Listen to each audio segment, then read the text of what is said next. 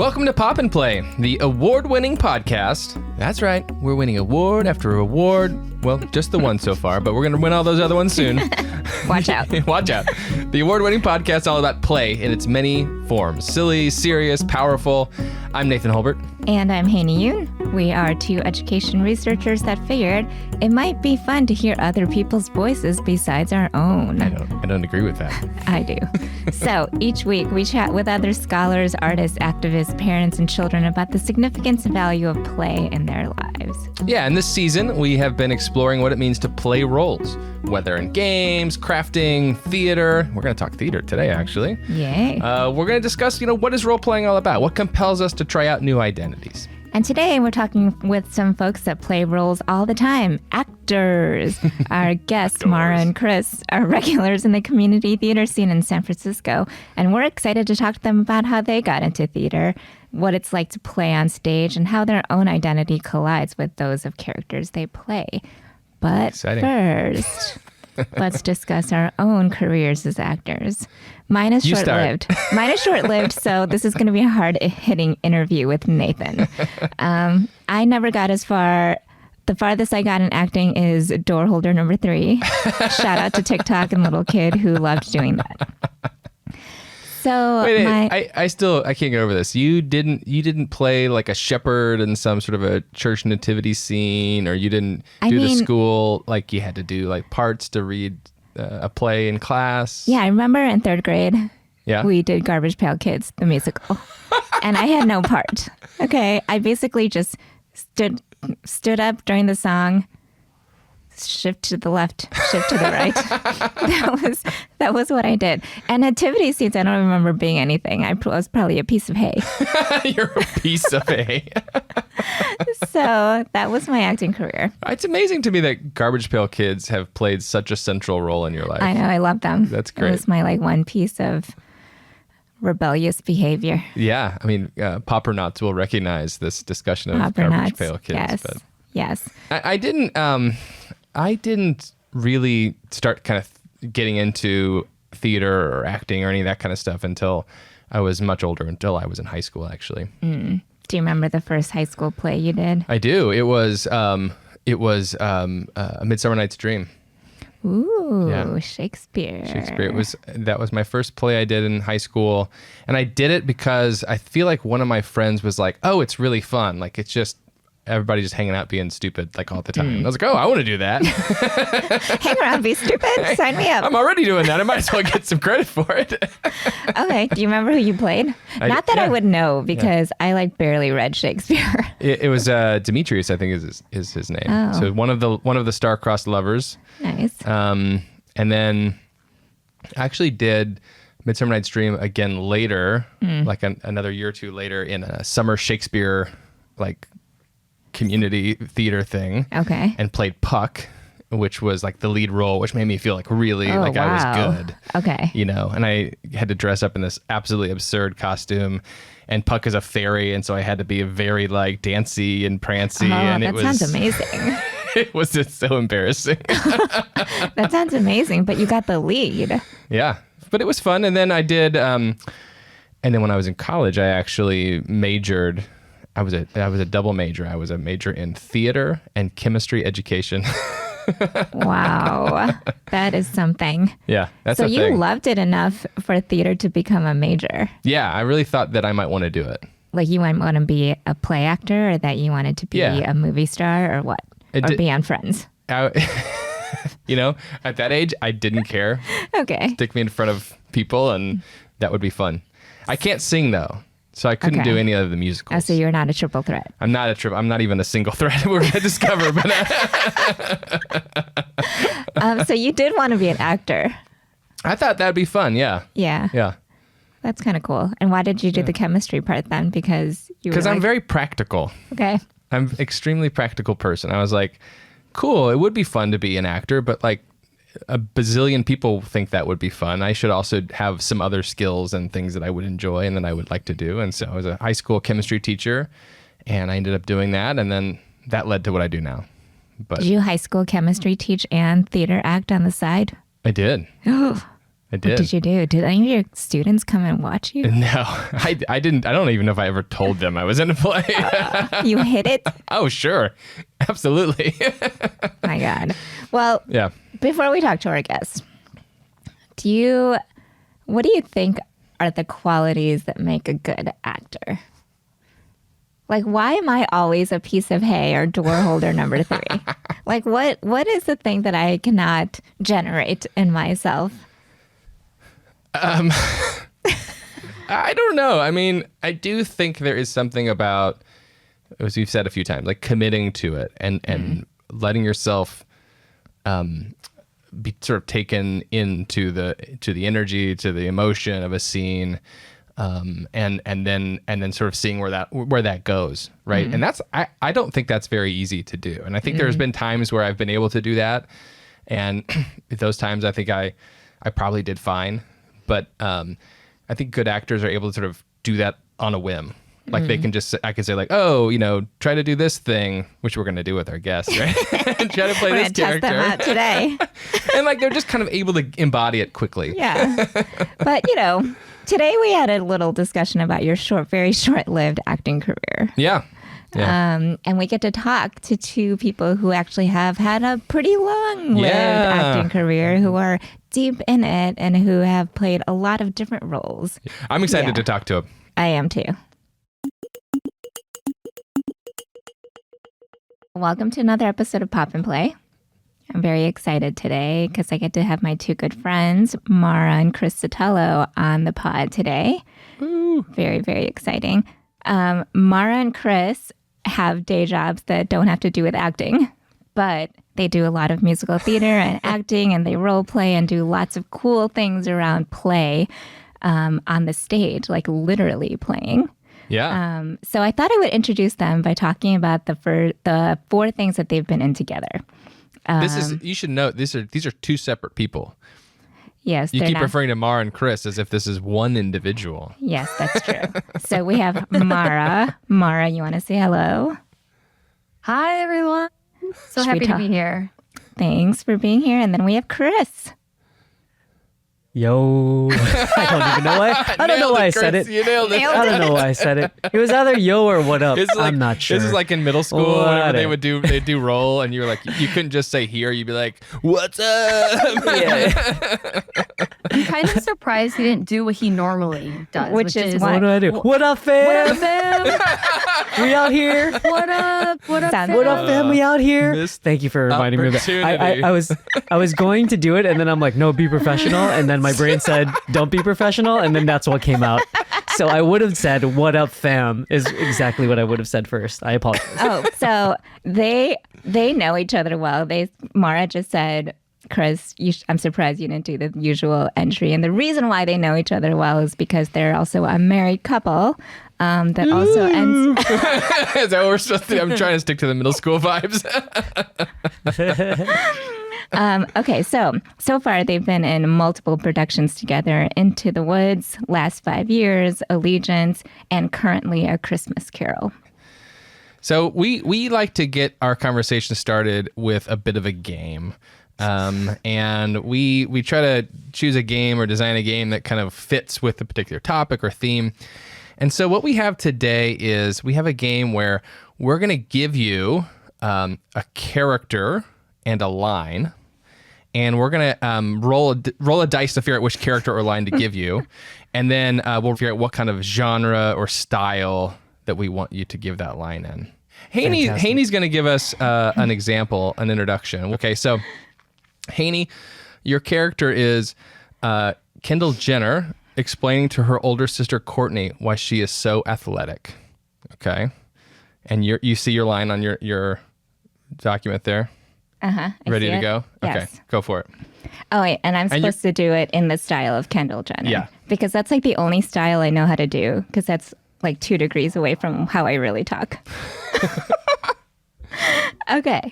So, I'm literally built as an athlete. Every blood test I've ever done has said that I'm like over the normal limit of athleticness.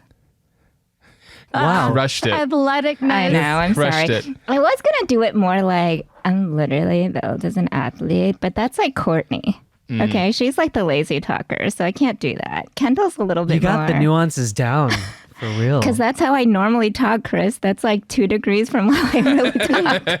Okay. But anyway, Okay, so who wants to go first? Chris will go Mara's first. going to go first. This is going to be horrible. Did you want to do the Home Alone scene? yes, I think we should. We should let them choose which one they want to do it in. Okay, so we have a Home Alone scene. Great. This is the one that's from the movie within the movie, and here's some options for you which you can choose from. But if you'd like to do your own style, you can choose off the list. So we had the British period drama, 80s action movie, Western, or a Kristen Wiig character. Oh my God, that's amazing. Okay. Can I go? I'm going to go. Yes. I'm going to do this, but can I do like British Cockney? Yes. We're going to try man, my. You stole mine. That's why I said. That's why I took it first. That's why I took it first. That's not for Okay. you. Got yeah. You do a Cockney, and then I'll do And then like you'll a do proper like Downton Yeah. Abbey. Oh, nice. Okay, that's great. This is cold, so who knows? Ready? All right. Oi! I'll tell you what I'm gonna give you, snakes. I'm gonna give you to the count of 10 to get your ugly, yellow, no good keister off my property before I pump your guts full of lead. 1, 2, 10.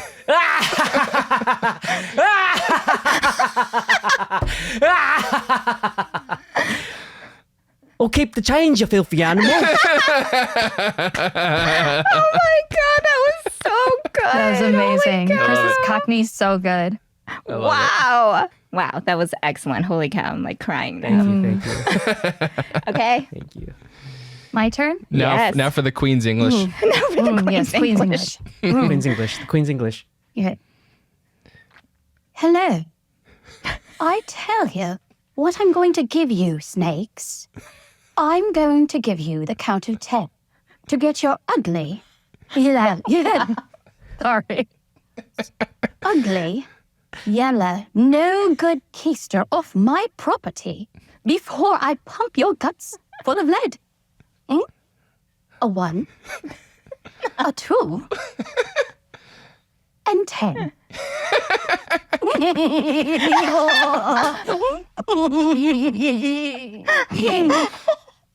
Keep the change, you filthy animal.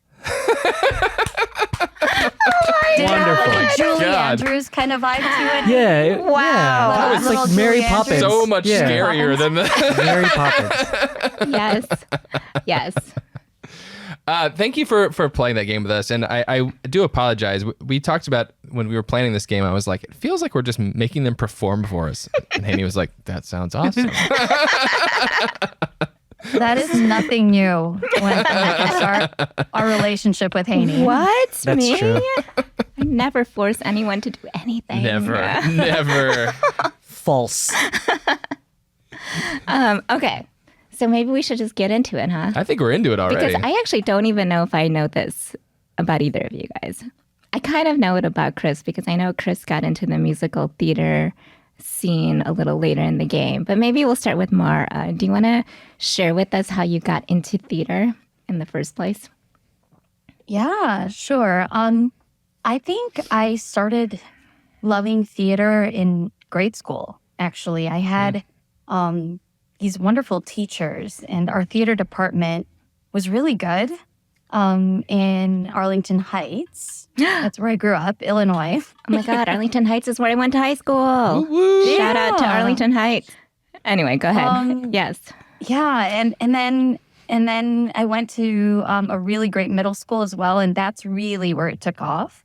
I auditioned for it was like our middle school had only 7th and 8th graders, and in 7th grade I auditioned for the musical, and it was one of those like it's not even a known musical. They're like the ones that are written just for like middle school. Yeah. So yeah. it was called Hee Haw Hayride. I believe Sounds like a that was the banger. name. Yeah, and I auditioned thinking, maybe I'll get into the ensemble, and then I actually ended up getting a lead role. And I think like that gave me the confidence, and it just kind of took off from there. So I think around that time, it was really, it made a big difference having these amazing teachers and a great program. Yeah. Well, I'm curious though, Marah, like getting started with it is one thing. It sounds like you had some really great experiences when you were young. How did you stay up with it? How did you kind of keep doing it after you moved on in life? Because that is kind of a different level of difficulty, I feel like.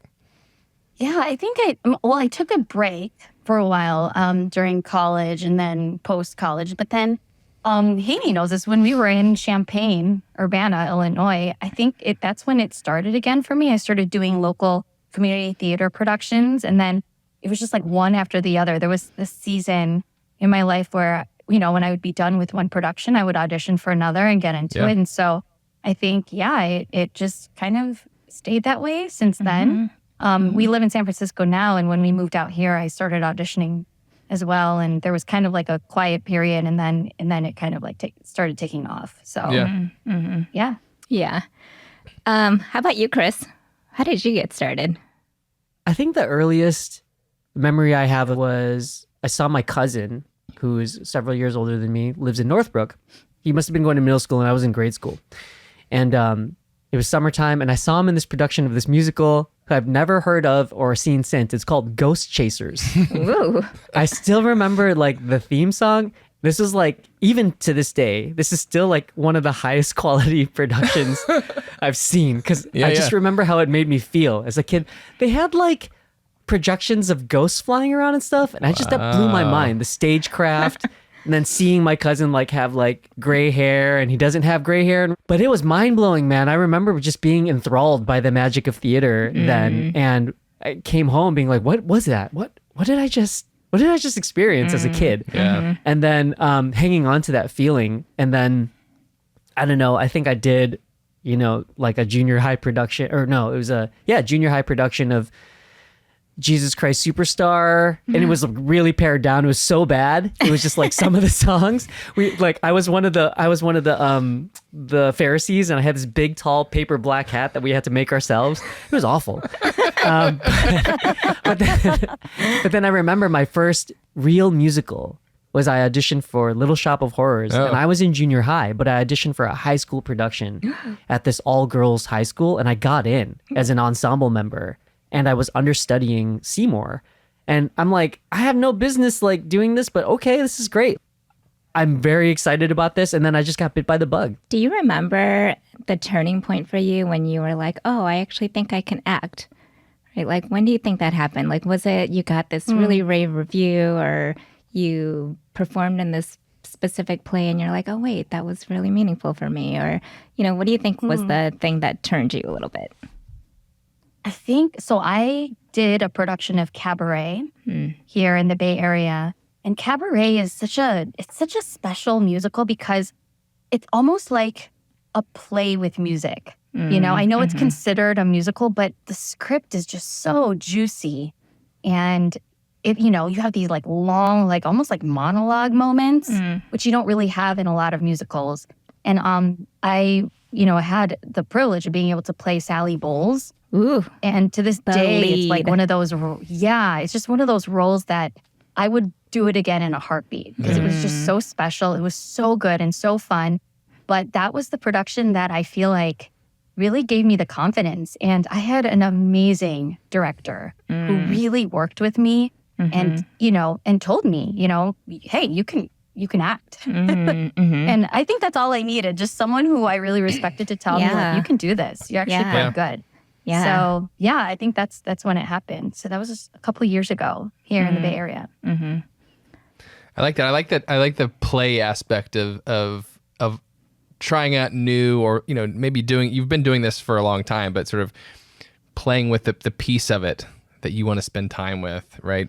Playing with like, I want to try this other thing out that I haven't really invested as much energy into, or haven't really thought of myself as being.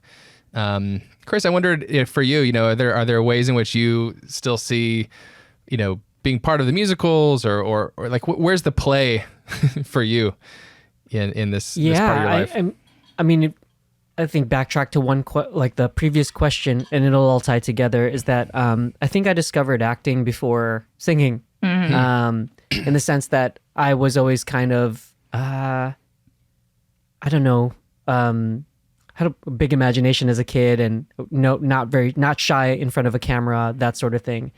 I am very self-conscious about singing roles, though. Marah knows that like she hears me all the time. I second guess myself. I'm like, oh, I don't sound good. I don't, because that's not my wheelhouse. That's not what I was like trained in. I can do it, but I'm more of like an actor, character actor, if you will. But I've kind of grown as the roles have come. Like, for instance, I did Into the Woods twice now.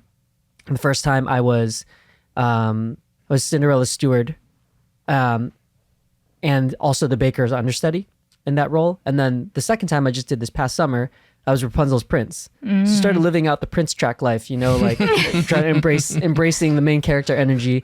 And it's scary, man. Like, because, but like my saving grace, what Marah says is like, I know that there are singers in the audience that probably like, that guy's not the best singer. But when you see me like act and do these scenes, you're like, boy, is he charming. Like, boy, he can really run circles around that and chew on those words. Like I throw myself into those scenes, right?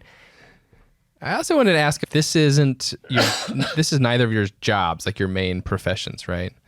So like, how does that work for you? Like, how is this how do you think about this as part of your life? Is it sort of a hobby? Is it a thing that you sort of do when you have the time? Is it a thing that you're wanting to shift more of your energy towards? Like, how do you think about this as your life? For me, it's like therapy, and I tell people it's an outlet, but I'm realizing more and more these days, it's like more than that. Yes, it's an outlet, but it's like, it's so healing for me. When I step foot on, in a theater space, there's just something, honestly, that like happens. I know it sounds cheesy, but my body like feels it. And I think more and more these days, I'm really embracing this idea of it being this therapeutic healing space for me. And a lot of it is because of the play aspect, like I get to be this character for like 3 hours, during rehearsal time. I get to just like create, not be myself, forget all the other real world stuff, leave that at the door and just, be in this space with other artists. And it's just so much fun. When I leave, I'm like, oh, that felt good. Like it's like I feel a lot more relaxed. And people think it's crazy because, I have a 9-to-5 job. I leave that, go to the theater space, come back at like 11 p.m. and people are like, that's so crazy. How do you do that? But I get energy from it. It doesn't drain me the way like other things do. So I feel like I need it in my life.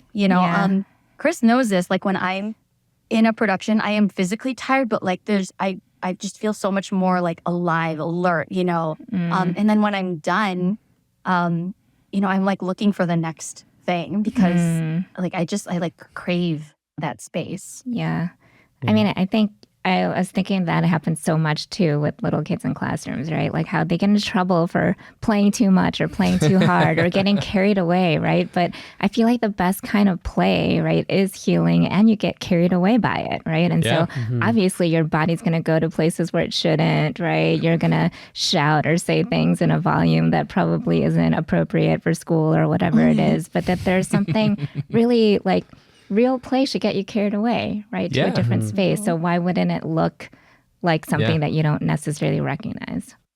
We have stage managers. They're different for every production, and so we've got this stage manager who has her little catchphrase at the end, or at the beginning, the top of every rehearsal. She says, "All right, let's play."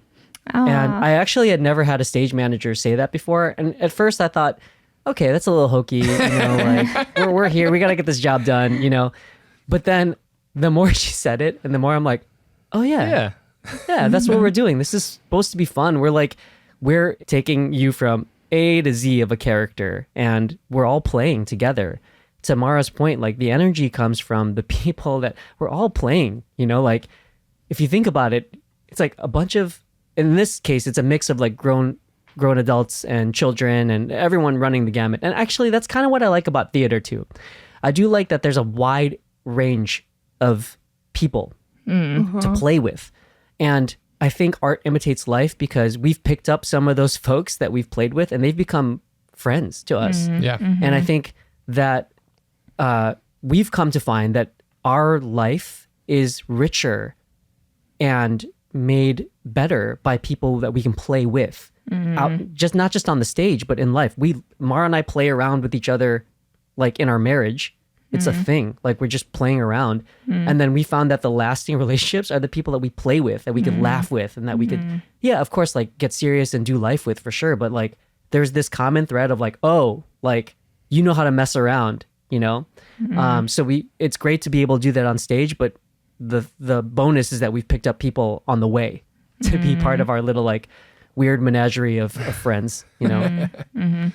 I mean, that's a great pivot to the next thing we're going to ask, maybe about community. And, you know, throughout this whole conversation, I hear you talking about all the different people in your life that come out of the theater, right? And all the different roles that everybody plays and all the different mannerisms and quirky things that they might say that sound cheesy at first, but you're like, oh, wow, this is like real, you know, this is it. And so talk to us about that community, right? And what that community has meant for you.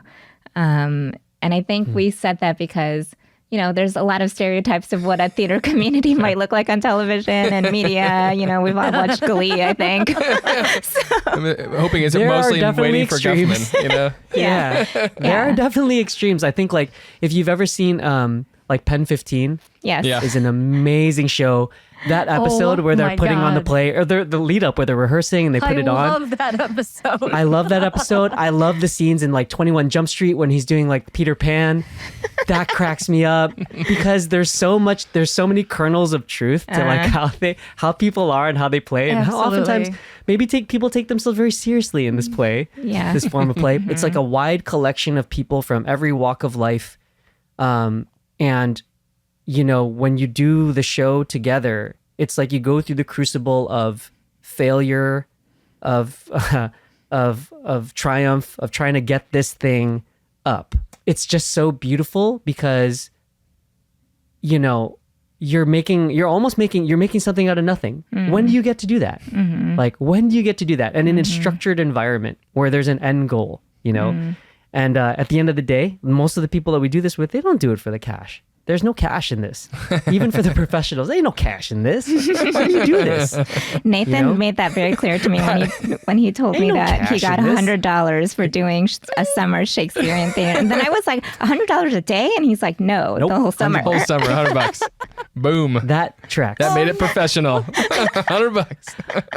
I think it's gotten a little bit better now, Nathan. But You pay to be in the It's been show. 20 years. You But, paid yeah. to be on the show. Yeah. Yeah. I don't know what you were going to say, Love, but that's the thing that stuck out to me, you know? Yeah. I mean, what I love is, and Chris mentioned this earlier, like all the different people that we meet.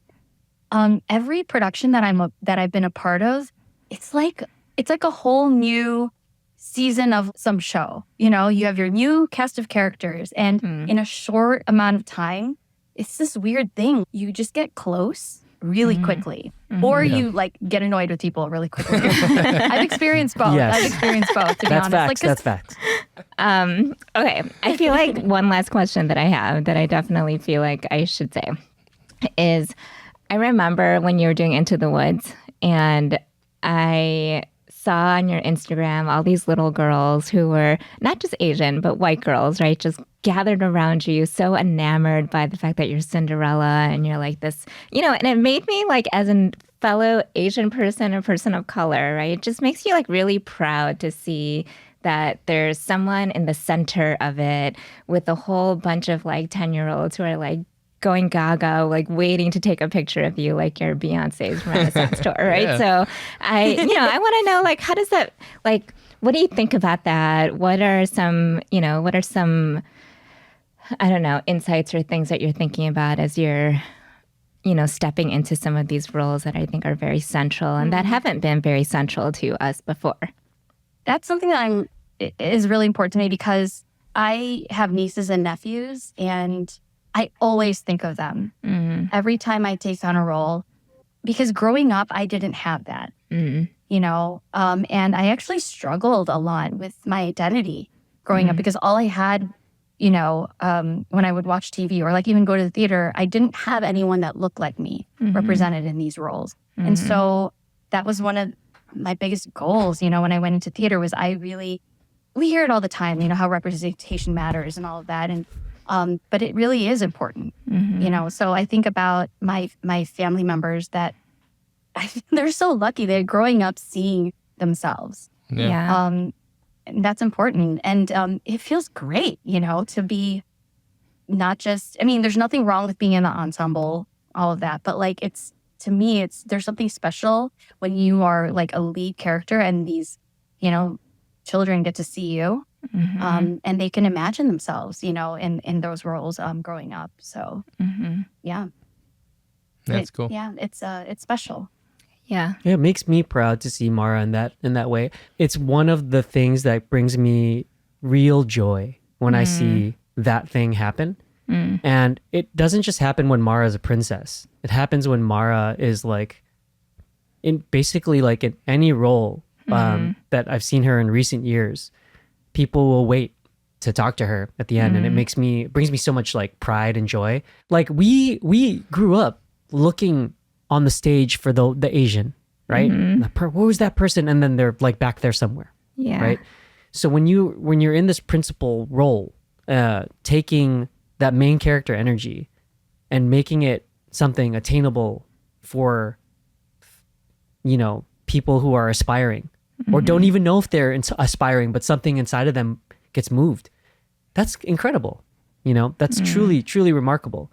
And then not only that, but you're giving that main character energy to people in the cast who are currently ensemble who are younger. And they're like, I'm going to strive for that too. I'm going to give that main character energy as a person of color. I will say even in Into the Woods, it was me as Rapunzel's prince and my fellow actor who's black. He was Cinderella's prince. So you had two princes of color taking this like amphitheater stage for an entire like 1 month of an entire summer with it. And so you're having families come in and they're seeing like two princes of color normalized, that aren't the hired help, So it's great, And I would be remiss if I didn't talk about like the production that Marah and I are working on right now, which is Larry the Musical. And it's the original Filipino-American musical, which is specifically Filipino, where we get to embody these Filipino roles. I say we, but I really mean Marah and the cast. I am the filmmaker for this piece, just kind of like documenting as it goes, but on a professional level, not just a creeper. But it is like super meaningful for our family and our friends to be able to see not just people they know, but themselves represented through us as conduits, Right. So. Yeah. I think that's so important, right? The representation is not only about seeing people, right? But it's also seeing the stories that are out there. So I like that you brought in Larry the Musical, right? Because I think it's also about the kinds of stories that we tell and the ones that we don't actually hear about or know about or even learn while we were in school. We can actually learn those things in pop culture, right? And what's out there. Yeah. That's great.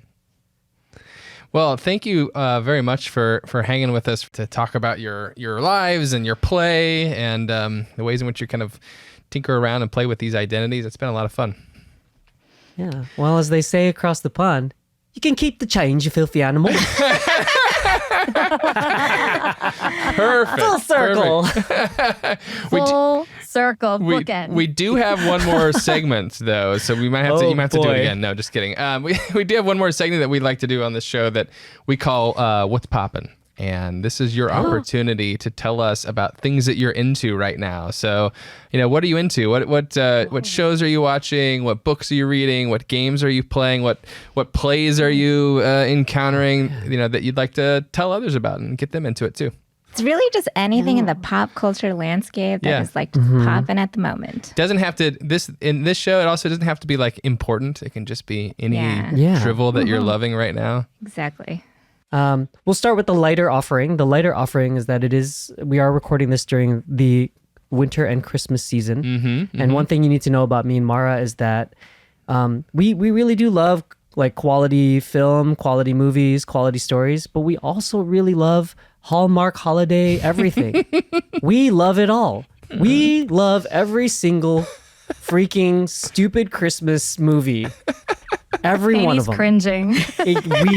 We love sitting there and predicting what's going to happen, and we just love it. So it's like it's there, it's in the background, it plays, and it's Do like you that. watch the old Christmas movies that everybody watches, or do you like get into those new Netflix trashy ones? Because I'm into those. all of them, all of them, like Love into Hard, it. like all of the Vanessa Hutchins ones where she's like a No, twin the triplet. Lindsay Lohan one. Lindsay Remember Lohan the one. Lindsay Lohan one last year? It was so bad. There was It one last Give year it with to me. Nina Dobrev, which I watched. Yes. I will say this: the reason we do that, and we there's no excuses for it other than like, listen, man, joy is hard to come by, so Yes. just get Yeah. it. Whatever way you can get it, get that joy, fam. So this brings us joy, and we getting it, you know.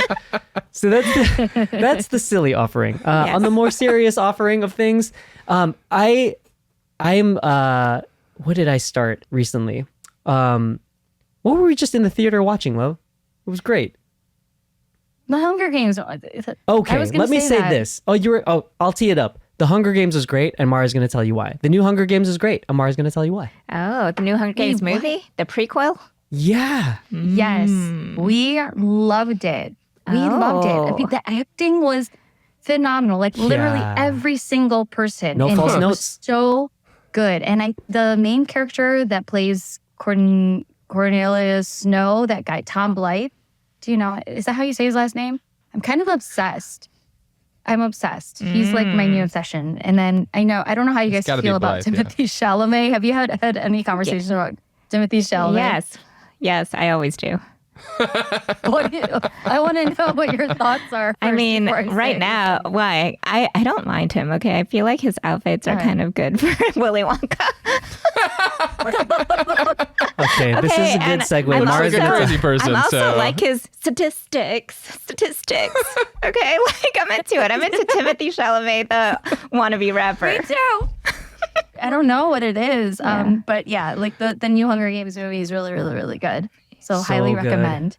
And Timothy Chalamet, I'm obsessed with his fashion. Yeah, me Like too. everything he wears, I want to wear. Yeah, me too. And I'm right.